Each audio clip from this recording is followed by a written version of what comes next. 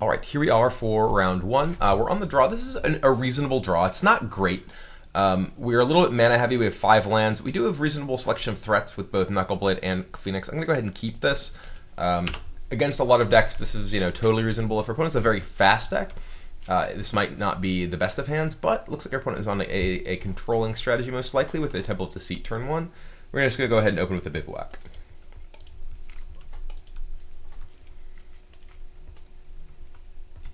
So we have all of our colors, and in quite the... Okay, so it looks like our opponent is probably playing Esper.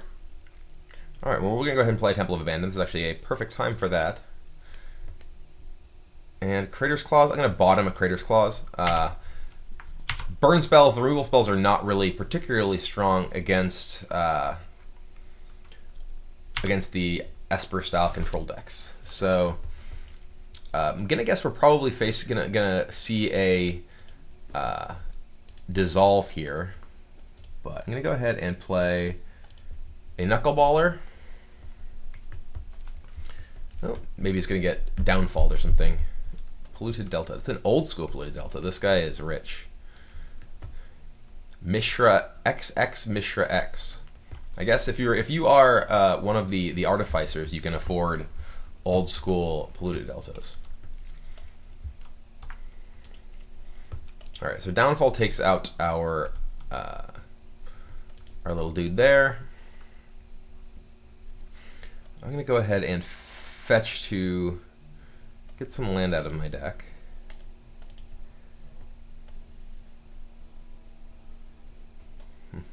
And we're going to play... I'm going to play Pelucranos here.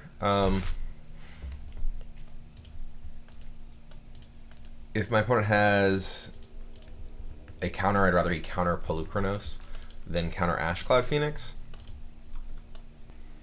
And that's what's happening.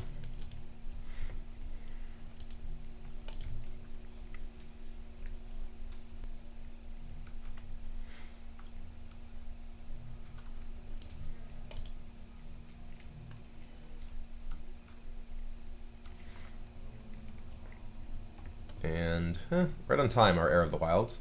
I'm going to go ahead and play Ashcloud Phoenix now, leaving up Bivouac. Cast. So now my opponent, if he doesn't have a Dissolve here, Phoenix is actually pretty difficult for these decks to deal with. He has to either kill it with 2 removal spells or dissolve it, basically. And this looks like it's probably Dig through time, removing his yard. Yep, there's the dig. So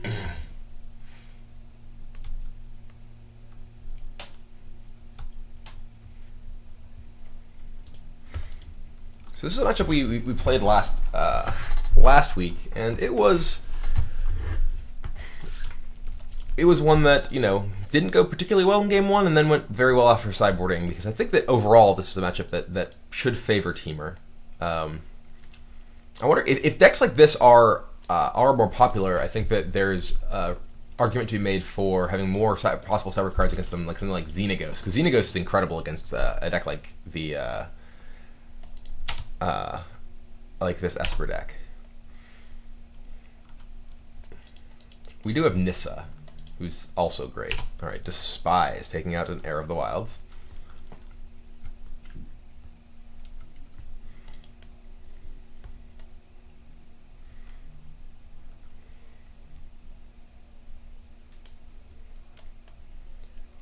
And this is Sorin. Okay. He made a bat. Alright, well, I will attack Sorin.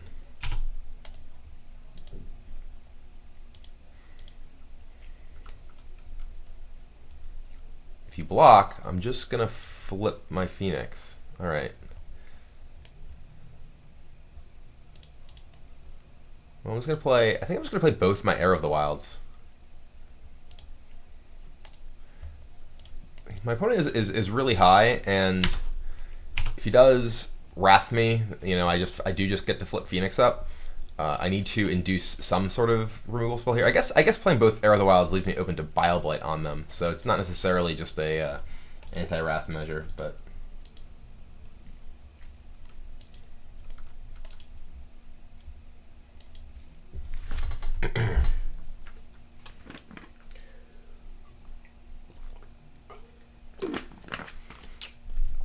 Okay, Elspeth.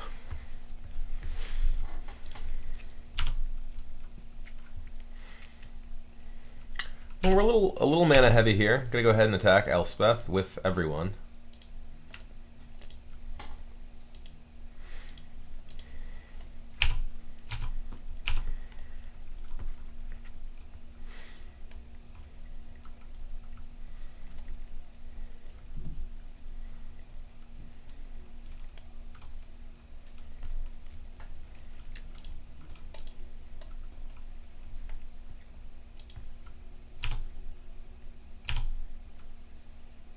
I'm gonna go ahead and play another land and say go. I'm gonna flip the Phoenix and deal damage to Elspeth. I mean, he could like if he wraths me now. I guess doesn't really need to wrath. Just has. He has to have some sort of removal to not lose Elspeth to my Phoenix this turn, though.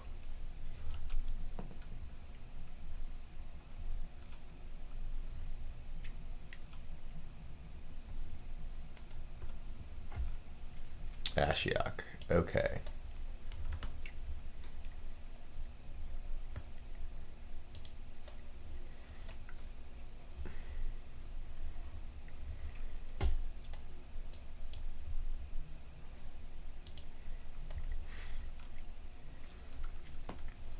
All right, so end step, we will flip up this. We will deal 2 damage to Elspeth.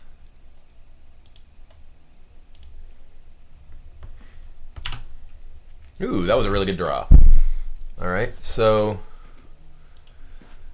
Ashclad Phoenix attacks Elspeth. These both attack Ashiok.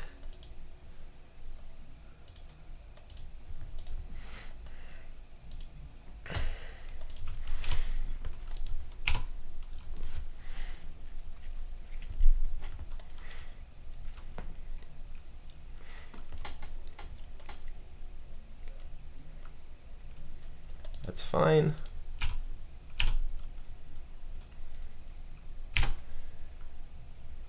And say go.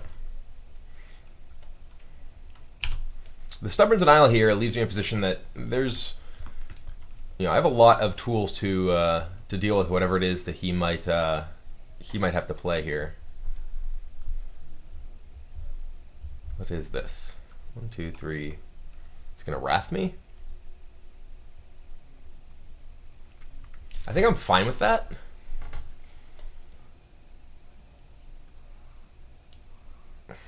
I think that's not. I'd rather save my Stubborn Denial for a another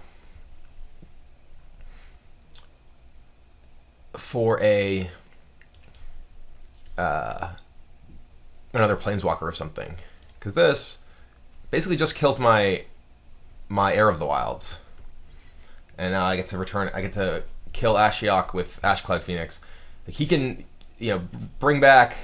Yeah, he's gonna put in the Knuckle Blade. Then I get to flip this, kill Ashiok.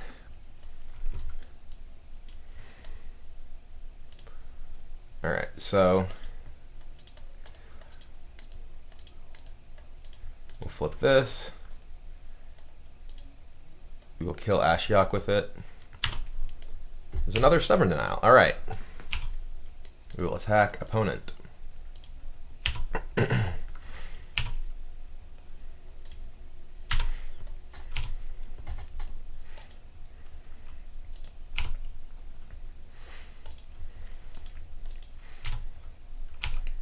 So it's a race.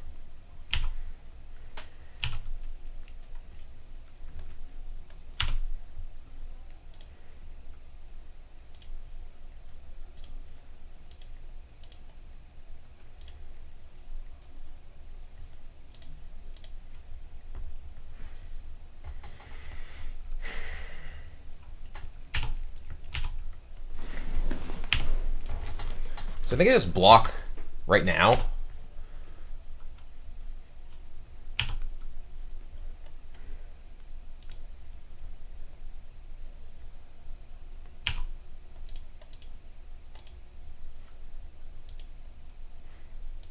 So this way I'm winning the race unless something happens, and I have 2 stubborn denials to back it up.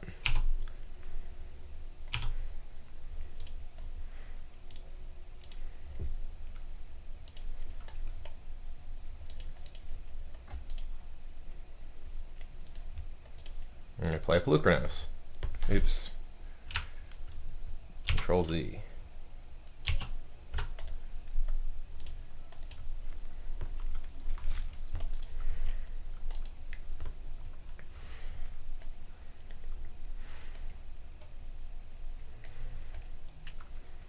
I think I just let that get dissolved, because my Phoenix is going to win this race otherwise. He has 1 other card left, and I have 2 stubborn denials, so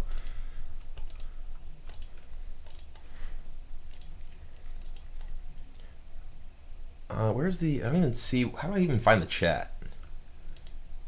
I don't even think I have a chat. How do I see what actually happened? Where's it? How do I even bring up the chat? I don't even know. Alright, whatever. So I don't know if he topped or bottomed, because I don't know where the chat is. Oh, there's a land, so he should just be dead now, because I have double stubborn denial. I don't even think there are creatures in that deck, so stubborn denial can counter everything. And this is, I mean, this is how powerful stubborn denial is compared to, you know, compared to like Temur Charm. Temur Charm here, like, he has so many lands that Temur Charm isn't even very good. Like, Temur Charm wouldn't be able to counter anything. Whereas with Stubborn Denial, I am basically safe against anything he can play. Like, there's just nothing in his deck that's going to be relevant here. And we win. And we didn't even have to cast Stubborn Denial, but if my opponent had basically any card, we would be able to stop it thanks to Stubborn Denial. So super powerful. Sideboard-wise, same sideboarding plan we went with the last time we played this matchup, which is basically taking out the removal spells and adding Planeswalkers and Counter Magic. And I like to take out 1 Elvish Mystic in this matchup, leaving in the 1 Crater's Claw. If I had 1 more sideboards card, I would bring it in over the Crater's Claw. Like if I had, say, a Xenagos or something like that, I would play it, I think, over the Crater's Claw, because Crater's Claw is pretty mediocre. The reason I have specifically the Crater's Claw in the deck over like a Elvish Mystic, there's you know, a bunch of Wraths in the opposing deck, and having too many mana creatures can be a liability. So I'm gonna go ahead and submit. Totally happy. It's possible that I should just I should still have the Elf in the deck, just because with my Counter Magic I have a lot of ways to actually fight back against Wraths, and the acceleration can be quite valuable. So it's possible that's not correct. That's my fairly typical sideboarding strategy against a lot of Wrath-based decks. But especially those, I believe a lot of the Esper decks sideboard Drown in Sorrow as well, which gives them a lot more ways that they can potentially attack your mana creatures. But with Counter Magic in my deck, it does change things a little bit. Oh, hey, I have a chat all of a sudden. I don't really know how to like kind of just hide it. Where'd it go now? Can I pull it up? Oh, there it is. Okay. All right, so this hand is good. My opponent mulligans. This is an excellent hand. I'm going to go ahead and keep this for sure. I have a 2-drop, 3-drop, and a Stubborn Denial, and good mana. So, ooh, actually now I have even better hand because I get to play an Elvish Mystic turn 1. So I'm going to do exactly that.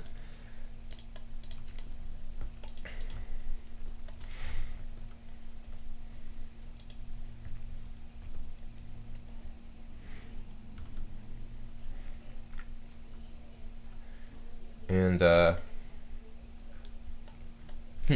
this is kind of interesting. I don't really want. I can play an Heir of the Wilds, and leave up Stubborn Denial to play around. I can just say go. I think I'm just gonna do this and say go. If my opponent does have a dissolve, they can potentially dissolve my Boon Satyr here. Alright, well, we're going to cast Boon Satyr. during his end step. The other option was really to play Heir of the Wilds and just leave up Stubborn Denial, which can be a 1-cost counter at that point. All right, well that was glorious. So I'm gonna play. I think I just go ahead and attack with both of these.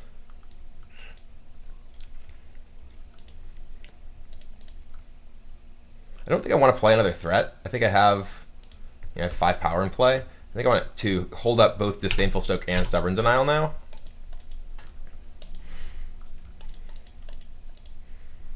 I mean, I could play like Heir of the Wilds and hold up Stubborn Denial. Then if like this gets killed end step, he could play something on his turn.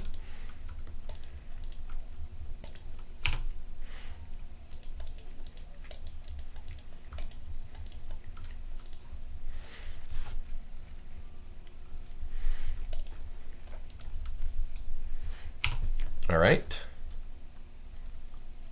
Not entirely clear what's happening now.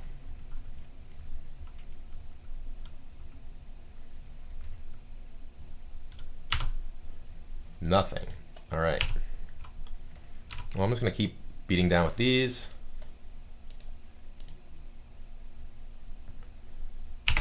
All right, take 5. Just say go again. Because I only have the one 4-power creature, I don't want to potentially just lose it to like a Bile Blight and then there's a downfall. I'm going to counter that.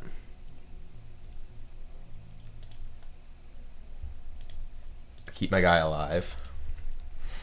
I still have a Disdainful Stroke, which can counter a lot of what my opponent can do here, so I feel pretty safe.